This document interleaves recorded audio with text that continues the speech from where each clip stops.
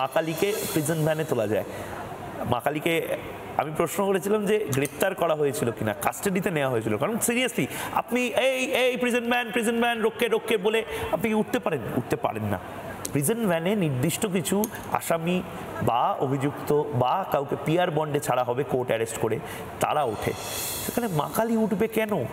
আর এটাকে এতটা নর্মালাইজ আমরা করে দিচ্ছি কেন? তার মানে কি সব নর্মালাইজ হচ্ছে?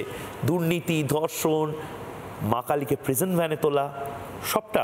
আমাদের পরের অতিথি মানস ভট্টাচার্য, পুরাণ বিশেষজ্ঞ এবং দীর্ঘদিন ধরে এই লড়াইটা করছেন আমাদের যে চিরাচরিত গল্পগুলো আছে, গল্পগাথা রয়েছে তাই নিয়ে। মানস ভট্টাচার্যের পাশাপাশি কাজী মাসুম আক্তার, দুজনকেই এই মুহূর্তে আমরা পেয়ে যাচ্ছি। আমাকে পিসিআর জানালো যে দুজনেই এই মুহূর্তে আড্ডার জন্য প্রস্তুত এবং দুজনকে একসাথেই, কাজীদা এবং মানুষদা দুজনকে একসাথেই আমি এবং শুভ্রাংশুদা বসেই রয়েছি। দুজনেই চলে আসুক এবং দুজনকেই নিয়ে আমরা পরবর্তী যে অংশ সেই অংশের দিকে এগোই।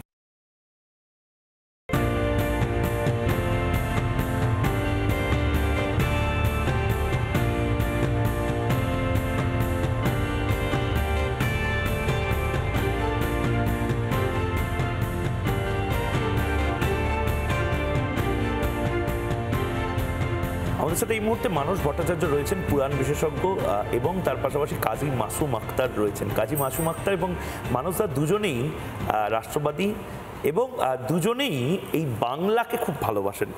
মানুষদা, আমরাও বাংলাকে খুব ভালোবাসি, কিন্তু মজার ব্যাপার দেখছি এই বাংলাতে এখন ওই বলে না যে অনেকে আবার এটা বললেও বলবে এইসব কি কথা বলছো, শিব ঠাকুরের আপন দেশে আইন কানুন সর্বনেশে। তো মমতা বন্দ্যোপাধ্যায়ের এই রাজ্যে এখন মা কালীকেও বোধহয় মানে অ্যারেস্ট করা হয় বা কাস্টাডিতে নেওয়া হয়, কারণ প্রিজন ভ্যানে তো মা কালী এমনি উঠতে পারেন না। মানে মা কালীরও কি এখন শিকল বেঁধে রাখার সময় এসে গেল? না, শিকল বাঁধা মা কালী তো আছে পশ্চিমবঙ্গে, আছে, হ্যাঁ, বাঁকুড়াতে আছে, কুলটিতে আছে, আর চেতলাতে আছে। শিকল বেঁধে রাখা কেন? শিকল বেঁধে রাখা হয় তার একটা কারণ হচ্ছে যে তখনকার দিনে ডাকাতরা ডাকাতি করতে যাবার সময় মা কালীর পাটায় শিকল বাঁধতো, যে আমরা যতক্ষণ না ডাকাতি করে ফিরছি ততক্ষণ যেন মা আমাদেরকে ছেড়ে না যান, সেই উদ্দেশ্যে বাঁধা হতো। সেটা শ্রদ্ধার সঙ্গে বাঁধা হতো, প্রিজন ভ্যানের সঙ্গে তার কোনো সম্পর্ক নেই। প্রিজন ভ্যানে তোলাটা হচ্ছে যে কোনো অপরাধীকে তোলা হয়। আচ্ছা, আমি তো এটাও শুনেছি যে মা কালীর মানে মুন্ডচ্ছেদ হয়ে থাকা মা কালীরও মানে আরাধনা হয়। দশম মহাবিদ্যার একটা, সেটা হচ্ছে ছিন্নমস্তা। ছিন্নমস্তা হচ্ছে যে যখন পার্বতী একটা সময়ে খুব উত্তেজিত হয়ে পড়েছিলেন, নিজের উপর কন্ট্রোল করতে পারছিলেন না, তার একটা গল্প আছে পুরাণে। তখন তিনি, গল্পটা একটু বলুন। গল্পটা হচ্ছে যে পার্বতী স্নান করতে করতে খুব উত্তেজিত হয়ে পড়েছিলেন, সেই উত্তেজনা কন্ট্রোলের জন্য তিনি নিজেই নিজের মুন্ডচ্ছেদ করে সমর্পণ করেন আর কি, যে আমি নিজের মুন্ডচ্ছেদ। তারপর সেই মূর্তিতে তার তিনটে ধারা বেরোয়, একটা মূল গলার থেকে একটা রক্তের ধারা বেরোয়, আর দুপাশ থেকে দুটো, সেটা পূজিত হয়, সেটা ছিন্নমস্তা বলা হয়। বিষ্ণুপুরে একটা মন্দির আছে, হ্যাঁ, ছিন্নমস্তা মন্দির বাঁকুড়াতে আছে আর কি, বিষ্ণুপুরে। এখন সেটা সম্পূর্ণ আলাদা বিষয়। আমরা এই কালী হচ্ছে একমাত্র দেবী যেটা দেখবে তুমি একেবারে সাধক থেকে শুরু করে ডাকাত সবাই কিন্তু পুজোটা করে।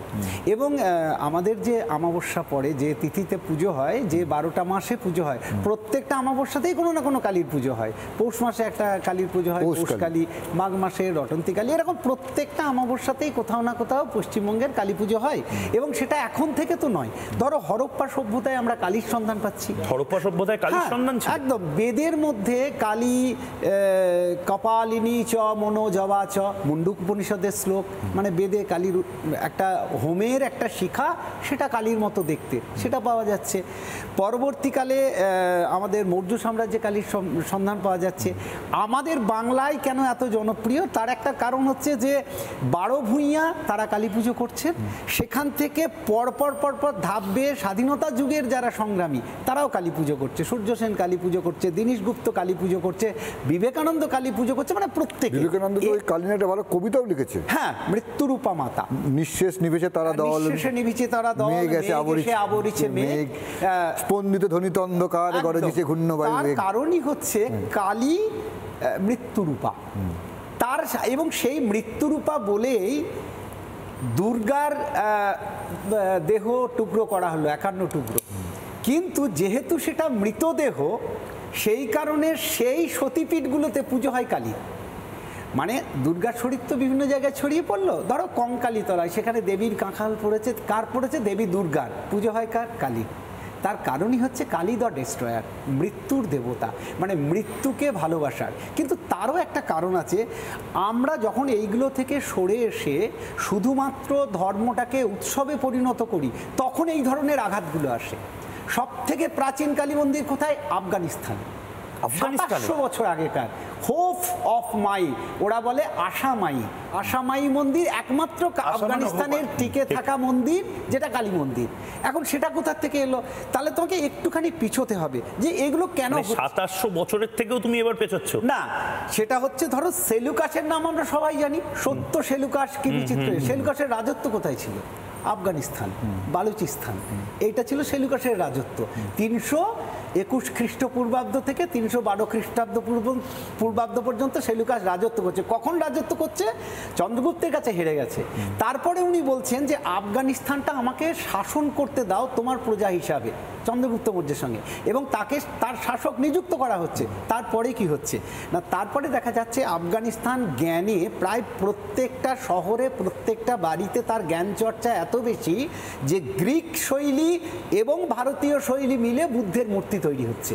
ওই যে যেগুলোকে ভাঙা হয়েছিল পরবর্তীকালে, ওই পুরোটা কিন্তু দুটো শৈলী মিলিয়ে তৈরি হলো, যে গ্রিক শৈলী আর ভারতীয় শৈলীর মিশেলে। এখন প্রশ্ন হচ্ছে তাহলে আমরা রক্ষা করতে পারছি না কেন? মানে সেগুলো এই রকম ধারাবাহিক ভাঙা এখনো চলছে কেন? তার একটা বড় কারণ হচ্ছে, আপনি আফগানিস্তানের কথা বলছেন, কাকদ্বীপে মাথা ভেঙে দিয়ে চলে যাচ্ছে। হ্যাঁ, সেটা তো এখানে কেন হচ্ছে তার একটা বড় কারণ হচ্ছে, আমরা দেবতাদের যে সৃষ্টিতত্ত্ব বা দেবতাদের যে আদর্শ, সেখান থেকে অনেক সরে এসেছি প্রত্যেকটা ক্ষেত্রে। ধরো সব থেকে জনপ্রিয় দেবতাকে কৃষ্ণ। কৃষ্ণ 11 বছর 6 মাস 8 দিন বয়সে বৃন্দাবন ছেড়ে চলে গেল। তারপরে 125 বছর বেঁচেছিল, সারা জীবনটা তার যুদ্ধ বিগ্রহে কেটেছে। এবং কেন তিনি পৃথিবীতে আসবেন সেই নিয়ে গীতার একটা বিখ্যাত শ্লোক আছে। সাধুরা এই শ্লোকটা বলেন যে পরিত্রাণায় সাধুনাম বিনাশায় চ দুষ্কৃতাম ধর্ম সংস্থাপনার্থায় সম্ভাবামি যুগে যুগে। তার মানে কৃষ্ণের আসার উদ্দেশ্যই হচ্ছে দুষ্কৃতীদের বিনাশ করা এবং পাপীদের নাশ করা। তার মানে কৃষ্ণ নাড়ু খেতে আসেন না, কৃষ্ণ লীলা করতে আসেন না, তিনি নিজের মুখে বলছেন, এটা আমার কথা। তাহলে এখন কৃষ্ণ আসবে নাকি আবার? না, মানে কৃষ্ণ এখন কি কৃষ্ণ আসার পরিস্থিতি তৈরি হচ্ছে? না, কৃষ্ণ আসার পরিস্থিতি নাই, এটা একটা মজার। সেটা হচ্ছে কৃষ্ণ নিজে। তুমি কিন্তু একটা ভয়ঙ্কর ইঙ্গিত দিলে, মানে তুমি বলছো যে আমরা শুধু নাড়ু বাঁশি এগুলোতেই কৃষ্ণকে আবদ্ধ রেখেছি। হ্যাঁ, যেটা তিনি 11 বছর 6 মাস বয়সে ছেড়ে দিয়ে পালিয়েছিলেন, তারপর থেকে আর কখনো সুদর্শন চক্র আমরা ধরছি না। একইভাবে ধরো দুর্গা, তার কখন উদ্ভব হচ্ছে? পুরুষ দেবতারা হেরে গেছেন, তারা ডিসিশন নিলেন, মিটিং করলেন যে এবার নারী দেবতার হাতে ক্ষমতা দেওয়া হোক, তাদের সমবেত শক্তিতে দুর্গা জেগে উঠল। উদ্দেশ্য কি? মহিষাসুরকে বধ করা, রাষ্ট্র রক্ষা করা। রামের আবির্ভাব হচ্ছে, উদ্দেশ্য কি? রাবণকে বধ করা, দুষ্কৃতি বিনাশ করা। কালী, যেটা নিয়ে এবার কালীর আবির্ভাব কখন হচ্ছে? দুর্গা যখন ক্লান্ত পেরে উঠছে না, যখন শম্ভু নিশুম্ভ চণ্ডমুণ্ড দুর্গাকে প্রচণ্ড বেগ দিচ্ছে, এই পুরো বর্ণনাটা মার্কণ্ডেয় পুরাণ আছে। যখন দুর্গা প্রচণ্ডভাবে টায়ার্ড বলতে পারো এখনকার হিসাবে, তখন তিনি যখন কিছুতেই শম্ভু নিশুম্ভকে হারাতে পারছেন না, চণ্ডমুণ্ডকে বধ করতে পারছেন না, তখন তিনি প্রচণ্ড রেগে গেলেন। তার সেই রাগ থেকে কালীর উদ্ভব হলো। তার মানে কালী হচ্ছে ক্রোধের প্রতীক দুর্গার। আমরা কি সেটা মনে রেখেছি? আমরা তো এখন ভাবছি যে কত বড় নৈবেদ্য দেবো, কত বড়, তাহলে সেই ক্রোধের প্রকাশটা কোথায়? আমরা কেন রাম ফিরছেন, তিনি বললেন জননী জন্মভূমিশ্চ স্বর্গাদপি গরীয়সী। এর থেকে বড় রাষ্ট্রচিন্তা তো আর কারো হতে পারে না। তার মানে দেখা যাচ্ছে প্রত্যেকটা দেবতা আমাদের, দুর্গা বলো, কালী বলো, যেগুলো জনপ্রিয়, কৃষ্ণ বলো, রাম বলো, প্রত্যেকের মধ্যে রাষ্ট্রচিন্তা অত্যন্ত প্রখর। আমাকে সেদিন আমাদেরই মানে আমার পরিচিত এক বাচ্চা মেয়ে, সেই আমাকে বলছিল যে ময়ূকদা, অযোধ্যায় এত ধুমধাম করে দিওয়ালি কেন সেলিব্রেট করা হচ্ছে, মানে এটা কি একটা আলাদা করে মার্কেটিং গিমিক? আমি তাকে বুঝিয়ে উঠতে পারলাম না যে দীপাবলির সূচনাটাও তো রামের সাথে। হ্যাঁ, এবার দীপাবলির সঙ্গে আমাদের কালী পুজোটা অদ্ভুতভাবে জুড়ে গেছে। এটা কি করে হলো? এটা হচ্ছে ভারতবর্ষের একটা ঐতিহ্য। সেটা হচ্ছে যে 14 বছর রাম বনবাসে গেছেন, তার জন্য অযোধ্যার লোকেরা প্রত্যেক বছর একটা করে প্রদীপ দিত। ঠিক ঠিক 14 বছর যখন পূর্ণ হলো, তখন 14 প্রদীপ দেওয়া হলো। সেই 14টা প্রদীপ যখন পূর্ণ হলো, সেদিন রাম ফিরছেন। মানে অযোধ্যায় ফিরছেন, সেদিন প্রত্যেকের বাড়িতে 14টা করে প্রদীপ জ্বলছে, ঠিক তারপরের দিন অমাবস্যা পড়েছে। পরে আমরা সেই দীপাবলি বা দীপান্বিতার সংস্কৃতিটাকে আমরা আমাদের মধ্যে নিয়েছি। এটাই ভারতবর্ষ, যে সবাই সবার সংস্কৃতিটাকে গ্রহণ করেছি। সুতরাং কালী পুজোর সঙ্গে দীপাবলির আক্ষরিক কোনো সম্পর্ক না থাকলেও আমরা কিন্তু 14 প্রদীপটাকে নিজেদের সঙ্গে জুড়ে দিয়েছি। একটা জিনিস দেখো, আজকে আমাদের মধ্যে কে কে আছে? মানসদা আছেন, এতদিন আমাদের কৃষ্ণ কালী এসব নিয়ে বলছেন, সঙ্গে কাজীদাও আছেন। ভারতবর্ষ বা পশ্চিমবঙ্গ এমন একটা জায়গা, তুমি জানো হয়তো, কাজী নজরুল ইসলাম খালি কালীকে নিয়েই 247টা গান লিখেছিলেন। কটা গান? সবচেয়ে বেশি না, রামাপ্রসাদ মনে হয় তার থেকে বেশি, তাই তো? রামপ্রসাদ মনে হয় তার থেকে বেশি। কিন্তু এই বাংলায় কালীকে নিয়ে কাজী নজরুল ইসলাম 247টা গান লিখছেন। মানে বাংলাটা তো কালীময়, সেই বাংলায় এই কালীর ভক্ত, কালীর সন্তান যারা আমরা যেভাবেই হই, যেভাবেই থাকুক সে, সেখানে তো মানে এরকম ঘটনা মাঝে মাঝে ঘটে যাচ্ছে। কি হচ্ছে কাজীদা? রাজনীতি হচ্ছে, রাজনীতি হচ্ছে, রাজনীতি হচ্ছে, খেলা হচ্ছে কিছুটা, খেলা এখানেও খেলা, ধর্মাশ্রিত খেলা। আপনি বলুন না, মা দুর্গা, মা কালী এলেন, মা দুর্গারই কি হলো? মানে কার দুর্গা? কোন পলিটিক্যাল নেতা, তার কত টাকা, তার কত তর্জন গর্জন, তার কত সৌন্দর্য, কত লীলা খেলা, সে তত বিখ্যাত নামী, সে তত অ্যাওয়ার্ড। মানে অমুক ঠাকুর অমুক পার্টির, তমুক ঠাকুর তমুক পার্টি, সবার নয়, না সবার না, না পার্টিটা বাদ দিয়ে আপনি ঠিক করুন তো। বড় বড় পুজোগুলো ঠিক করুন, বড় বড় পুজোগুলো পার্টি ব্যতিকে ঠিক করুন। কটা হয়েছে দেখুন আর কি। মা দুর্গা কেঁদেছেন, মনে হয় তার আগে ওই জন্য একটু একটু ভাসিয়ে দিয়েছিলেন আর কি। এই কলকাতাটা ভেসে গেলেন একটু, হ্যাঁ, এগুলো অভিশাপ বলা যায়। মা কালী এলেন, তো মা কালীটাও হয়েছে, মানে মা কালীটা তো মা দুর্গার মতো ওইভাবে হয় না আমাদের বাংলায়, যেহেতু শারদীয় উৎসবটা আমাদের বাঙালি উৎসব বলে বড় করে হয় না, তো ভাঙাভাঙি তো একটু হবে। শুধু নির্বিঘ্নে মা কালী এলেন আর চলে গেলেন, এটা তো হয় না।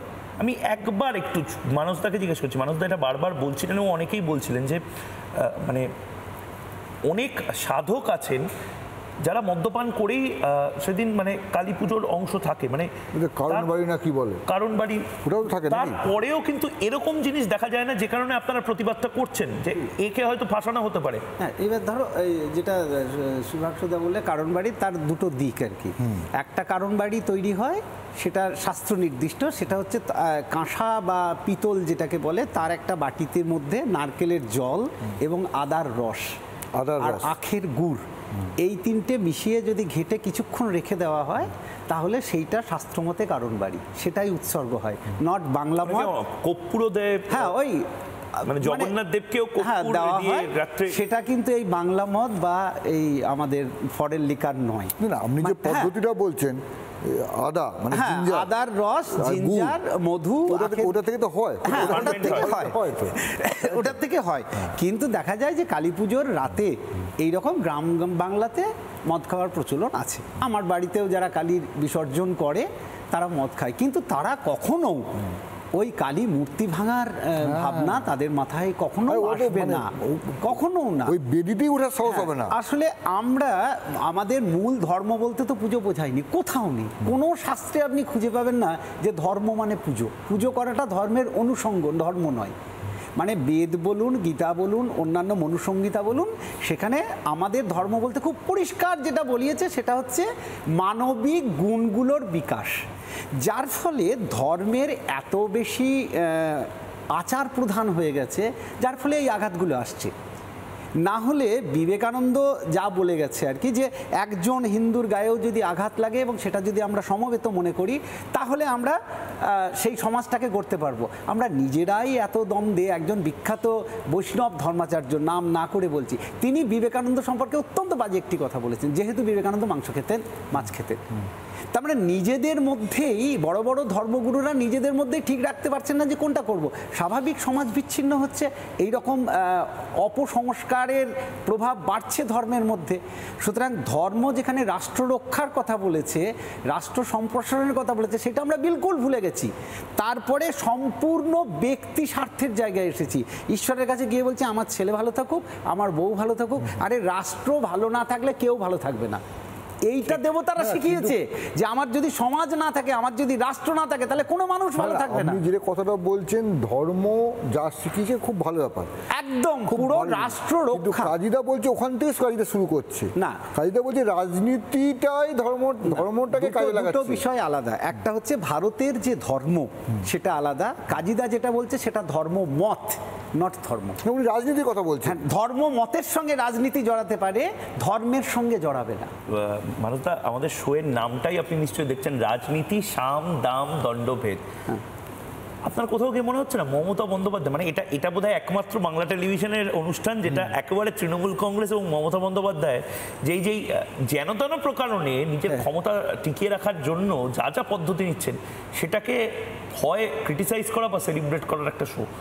মমতা বন্দ্যোপাধ্যায় কি সত্যি এই সাম দাম দণ্ডভেদটাই ব্যবহার করছেন না বছর ধরে? এটাও বলবো যে আমাদের যারা আছেন ওনাকে কন্ট্রোল করা যেত। সেটা হচ্ছে, ধরো আমি নাম করেই বলছি, তহা সিদ্দিকী একজন ধর্মগুরু, তার কাছে সব রাজনৈতিক নেতারা যায়, সব দলেরই বলছি, কোনো দলের নয়। কেন যান না? উনি একটা বড় অংশের ভোটকে ধর্ম দিয়ে কন্ট্রোল করতে পারেন। তুমি একটা হিন্দু গুরুর নাম বলো তো যে ধর্ম দিয়ে কন্ট্রোল করতে পারে ভোট? রামকৃষ্ণ মিশনের কেউ আছে যে ভোট কন্ট্রোল করতে পারে? ভারত সেবাশ্রমের কেউ আছে? ইস্কনের কেউ আছে? যেদিন এরা এটাকে কন্ট্রোল করতে পারবে যে আমি হিন্দু সমাজকে কন্ট্রোল করতে পারি, সেদিন ধর্মগুরুদেরকে ওদের কাছে ছুটতে হবে না। যেভাবে এরা মুসলিম ধর্মগুরুদের কাছে বিভিন্ন দলের নেতারা ছুটে যায়, যেদিন আমাদের ধর্মগুরুরা সেটা বুঝবে যে আমি যদি এটাকে কন্ট্রোল করতে পারি তাহলে নেতারা আমাদের কাছে আসবে, সেদিন সমাজ আপনি সম্পূর্ণ একটা অন্য কথা বললেন, যেটা আদতে আমাদের প্রয়োজনীয়তা নেই ভারতবর্ষে। না, মানুষের ভোট দেবে, তহার দিকে যদি কন্ট্রোল করে সেটা আমাদের দুর্ভাগ্য। ইসলামের ধর্মগুরু বলে কিছুই নেই, ওটা কুসংস্কার। আচ্ছা, আমাকে একটা কথা বলুন কাজীদা, মানে একদম এবার রাজনীতির ক্ষেত্রে আসি, একদম মানে সমাজের, মানে মমতা বন্দ্যোপাধ্যায় সমাজের পর রাজনীতিটাই মূল হয়ে যায় একদম, মানে কাটা ছেঁড়া, একদম ধরে ধরে ধরে ধরে কাটা ছেঁড়া। মমতা বন্দ্যোপাধ্যায় আপনারা বারবার বলছেন যে সংখ্যালঘুদের যে ক্ষতিটা করে যাচ্ছেন, 26-এ যদি ওনার সরকার পড়ে যায়, সংখ্যালঘুদের এতটা ক্ষতি বোধহয় অন্য কেউ করেনি। কেন বলছেন? মানে শিক্ষা, চাকরি, সবকিছুর ক্ষেত্রে প্রায় 4 দশক আগে মুসলিম লীগকে মুসলমানরাই বিদায় দিয়েছে এই পশ্চিমবঙ্গ থেকে। 4 দশক আগে সেই হাসানুজ্জামানরা ছিলেন, ঠিক আছে? তারপরে মুসলমানরা মূলধারা শিক্ষা কতটা নিতে পেরেছে পরের কথা, মূলধারা সংস্কৃতি কতটা নিতে পেরেছে পরের কথা, কিন্তু মূলধারা রাজনীতিটা নিতে পেরেছে। তারা কংগ্রেস করেছে, তারা সিপিএম করেছে, তারা তৃণমূল করেছে। ক্লিয়ার? অর্থাৎ তারা ধর্মীয় কোনো দলকে প্রশ্রয় দেয়নি বাংলাতে। কিন্তু জামাতে উলেমা হিন্দ, মুসলমানরা তো বলেনি দিতে হবে তাকে, তার যে নেতা অর্থাৎ ধর্মীয় নেতা, তাকে টিকিট দিল, যিনি কোনোভাবেই জিততে পারতেন না ভোটে, তাকে টিকিট দিয়ে মন্ত্রী করলো। অর্থাৎ মুসলিম লীগকে মুসলমানরা সরিয়ে দিয়েছে, কিন্তু মাননীয়া আবার ধর্মাশ্রিত রাজনীতিতে মুসলমানদের ঢোকাচ্ছে। আমি যেটা বলছি, আমরা পশ্চিমবঙ্গের রাজনীতিতে এই যে ঘটনাগুলো বারবার আসছে, আপনি ধর্মগুলো চলে আসছে কেন? মানে আপনারা যখনই কেউ বলছে, আপনি একটু মানসবাবু যে কথাটা বললেন ধর্মগুরু নেই, আপনি বলছেন এইটা কথাটা, মানে ধর্মটা আমি এটা বলে নিই, ধর্মটাকে টেনে টেনে আনা হয়েছে। কেউ কি ইমাম বাদে চেয়েছিল? দিয়েছে তো, কোনো ইমাম চাইনি। কিন্তু মুসলমানরা, আমি কিছু তথ্য আছে বললে বুঝতে পারবেন কি হারে তলায় তলায় পিছিয়ে যাচ্ছে, মানে কন্টিনিউ পিছোচ্ছে। মুসলমানদের মধ্যে কোনো মুমিন নেই যে বলছে না, আপনারা কি করছেন? বদরুজ্জামান সাহেব ছিলেন, আরো বদরুজ্জামান সাহেব নিশ্চয়ই নাম শুনে, গনি খান চৌধুরী ছিলেন, পলিটিক্যাল নেতা কিছু ছিলেন। আপনি নিজে কি করেছেন? আপনি তো চেষ্টা করছি। কোথায় করছেন দাদা? রক্তাক্ত হয়েছে তো আমি, রক্ত এটা তো হয়েছেন। আমি আপনাকে বোঝাতে পারছি না। কাজী মাসুম আক্তার, আজকে আমি অহংকার করার জন্য বলছি না, আজকে যে মারে মুসলমান মরে মুসলমান যে তত্ত্বগুলো, এই যে মুসলমানরা সবচেয়ে নিগৃহীত ক্ষতিগ্রস্ত, আমি আজ থেকে নয় 15-20 বছর আগে থেকে বাম আমল থেকে লিখে এসেছি, বলে এসেছি, করে এসেছি, রক্তাক্ত হয়েছি, রাস্তায় নেমেছি, দুর্নীতির বিরুদ্ধে বলেছি, ওয়াকআপ লুটের বিরুদ্ধে বলেছি। আমরা তো করছি একটা শরীর কত। এবার আপনি শিক্ষিত লোকদের কথা বলছেন, সরকার যদি প্রমোট করে ধর্মান্ধদের আর গুন্ডাদের, মুসলমান সমাজের দুটো অংশকে সরকার প্রমোট করছে, যারা ক্ষমতায় আছে। একটা হচ্ছে তোলাবাজ, গুন্ডা, মোস্তাদ, মাতব্বর, তারা নেতা, তারা মন্ত্রী, তারা মাতব্বর। আর একটা হচ্ছে মোল্লাতন্ত্র, মৌলানা, মৌলবী, ইমাম, পীর যাদের, এই দুটো যেন মুসলমানদের মুখ। মুসলমানদের শিক্ষিত, প্রগতিশীল, উচ্চ মার্গের মানুষ যারা, তাদেরকে অন্ধকারে রেখে আমি মমতা বন্দ্যোপাধ্যায় একটা জাতিকে করেছেন। সেই যেহেতু জাতিকে সরকার চাইছে, কাজীদা, মমতা বন্দ্যোপাধ্যায় আপনি যে বলছেন, মমতা বন্দ্যোপাধ্যায় তো সংখ্যালঘুদের জন্য মাদ্রাসা থেকে শুরু করে স্কুল থেকে বলে কিছু করেছেন। মহিক ভাই বলে নি, পশ্চিমবঙ্গের মানুষদের বলে দিচ্ছি, মমতা ব্যানার্জির সময় মাদ্রাসা শিক্ষার যে অবনয়ন ঘটেছে, যে সর্বনাশ হয়েছে, আর কোনোটাই হয়নি। কেন? উদাহরণ দিচ্ছি, মাদ্রাসা বলতে আধুনিক মাদ্রাসা বোঝাতো, উন্নয়ন বলতে আধুনিক মাদ্রাসা বোঝায়। গভর্নমেন্ট এডেড 614টা মাদ্রাসা বাম আমলে ছিল। কটা? 614টা। 614টার পরে একটাও সরকারি অনুমোদিত এডেড মাদ্রাসা পশ্চিমবঙ্গে 14 বছরের মমতা ব্যানার্জি তৈরি করেনি। অন্য মাদ্রাসাগুলো বেড়েছে, যেগুলো দরকার নেই। খারিজি মাদ্রাসাগুলোকে বলেছিলেন 10,000 অনুমোদন দেব।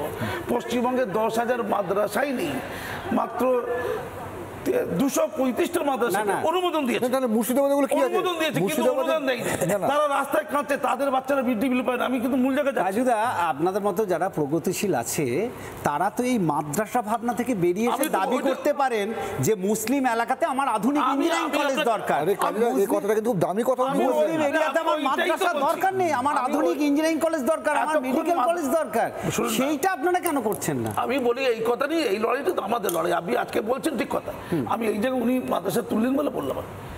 পশ্চিমবঙ্গের মাত্র 10% ছেলে মাদ্রাসায় পড়ে, 90% ছেলে মেয়ে সাধারণ শিক্ষা প্রতিষ্ঠানে পড়ে।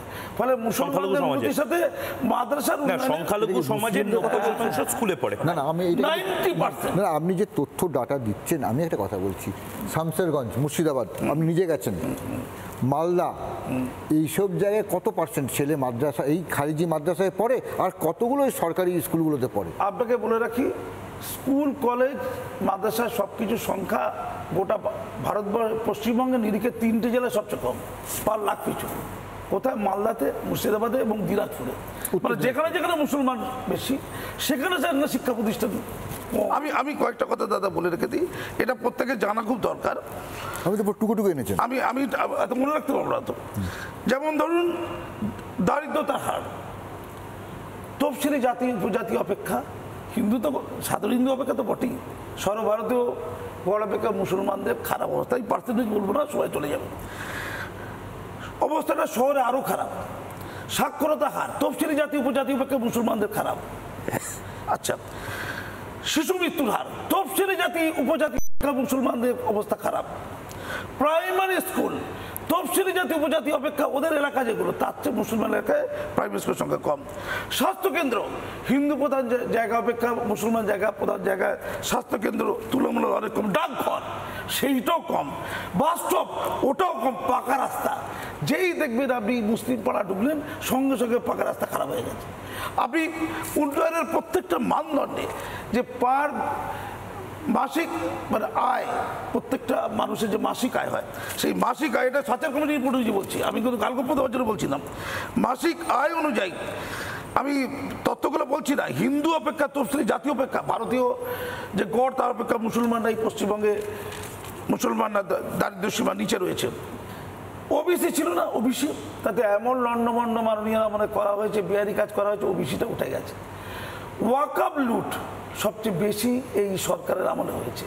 ওয়াকআপ লুটের বিরুদ্ধে আমি মাননীয়াকে বরবার পাতপর চিঠি দিয়েছি যে ওয়াকআপ সম্পত্তি লিখে দিয়েছে মানে ওয়াকআপ বোর্ড, যেটা ওয়াকআপ সম্পত্তি বোর্ড লাগিয়েছে, ওয়াকআপ সম্পত্তি 10 তলা বিল্ডিং হয়ে গেছে। যখন গ্রাউন্ড ফ্লোর তৈরি হচ্ছিল তখনই মুখ্যমন্ত্রীকে চিঠি করেছিলাম, ওয়াকআপ বোর্ডকে চিঠি করেছি, ওয়াকআপ বোর্ড তৈরি হয়ে গেছে, 10 তলা বিল্ডিং উঠে গেছে মাননীয়া। টোটাল লুটপাট। কাজীদা, শুধুমাত্র মুসলিম স্টুডেন্টদের জন্য স্কলারশিপ ঐক্যশ্রী আপনি মাস্টারমশাই জানেন, যেটা একটা অতি হতদরিদ্র গরিব হিন্দু ছেলে যে খেতে পায় না, সে কিন্তু কোনো স্কলারশিপ পায় না 5-6-এ, কিন্তু একটা অতি বড় লোকের মুসলিম ছেলে, তার জন্য স্কলারশিপ আছে ঐক্যশ্রী। তফসিলি জাতি উপজাতি এবং মুসলমান, তফসিলি না, ওটা সিরিয়াল আপনার সংখ্যালঘু, মানে বৌদ্ধ শিখ তো নেই পশ্চিমবঙ্গে, তার মানে গ্রাম আছে তো পশ্চিমবঙ্গে 1% মানে একদমই কম পশ্চিমবঙ্গে। হ্যাঁ, মানে খুব কম। ওটা গ্রামগঞ্জে তো তুমি শিখ পাবে না, বৌদ্ধ পাবে না। আমি দাদা এতক্ষণ এই কথা বললাম, দেখেছেন? এইবার বলছি তফসিলি জাতি উপজাতি অপেক্ষা, দাদা বলেনি, তফসিলি জাতি উপজাতি অপেক্ষা যে জাতি পিছিয়ে আছে সেই জাতি মারপিটে এগিয়ে আছে, খুনখারাপিতে এগিয়ে আছে। প্রতিনিয়ত তারা মস্তান গুন্ডা বলে দেখে যাচ্ছে, অসম্মানিত হচ্ছে, উপেক্ষিত হচ্ছে। এবং হিন্দু মুসলিমের মধ্যে এতদিন ধরে যে ঐক্যের সম্পর্ক ছিল, গ্রাম অঞ্চলে যে সামাজিক বুনন ছিল, রবীন্দ্রনাথ ঠাকুর একথা বলেছিল যে শত শত বছর ধরে একসাথে বাস করার পরেও একে অপরকে চিনতে পারলো না, একে অপর থেকে মনের দিক দিয়ে অত দূরে রয়ে গেল, কত দূরে, দূর দূর প্রান্তে একে অপরের মনের কিনারা খুঁজে পেল না। আজকে সেই মিলন তৈরি হচ্ছিল কোথাও। এই সরকারের আমলে দেখেছি, গ্রামাঞ্চলে খোঁজ দিয়ে দেখুন ভালোবাসার সুতো কোথায় ছিঁড়ে গেছে। সংখ্যালঘু সমাজকে, পিছিয়ে পড়া সমাজকে বলি, আপনাদের তো দায় যারা এগিয়ে আছে তাদের সাথে হাতে হাত রেখে, মানে মনে মন রেখে এগিয়ে যাওয়া। আপনারা তো দেখে গেছেন এখন মানুষ ঘৃণার চোখে তাকাচ্ছে বেশ। তাদের এই যে চিত্রটা, এতে ক্ষতি হবে কার? একদম, যারা দুর্বল তাদের। একদম, আমাদের প্রায় শেষের দিকে আমাদের আসতে হচ্ছে, কিন্তু আবারও বলছি যে বিষয়টা দিয়ে শুরু করেছিলাম মানসদা যেটা খুব সুন্দর করে বোঝালেন যে মা কালীর বাংলা, আরে মা কালীর বাংলাতে মা কালীকে প্রেজেন্ট ভ্যানে কেন তোলা হবে? মানে যে যুক্তিটা দেওয়া হচ্ছিল যে মা কালীকে প্রেজেন্ট ভ্যানে তোলা হয়েছে কারণ অন্য কোনো গাড়ি ছিল না, মানে ময়লার গাড়ি থাকলে কি ময়লার গাড়িতে তোলা হতো? এসপি কি নিজে প্রেজেন্ট ভ্যান করে এসেছিলেন? অ্যাডিশনাল এসপি কি নিজে প্রেজেন্ট ভ্যান করে এসেছিলেন? মা কালীকে তো সেই টাটা সুমো বা স্করপিওটাতেও তোলা যেত। ইন্টেনশনটা, যেভাবে সংখ্যালঘুদের উন্নয়ন করার ইন্টেনশনটা ম্যাটার করে, যেভাবে ধর্ষণ বন্ধ করার ইন্টেনশনটা ম্যাটার করে, সেভাবেই হয়তো এই বাংলাতে ইন্টেনশনের একটু ঘাটতি থেকে যাচ্ছে। সেটাই নেই। ঠিক। রাজনীতির সাম দাম দণ্ডভেদের আরেকটা এপিসোড আমরা এখানেই শেষ করলাম। অন্য সমস্ত খবরের জন্য চোখ থাক রিপাবলিক বাংলায়। কথা হবে চোখে চোখ রেখে। নমস্কার।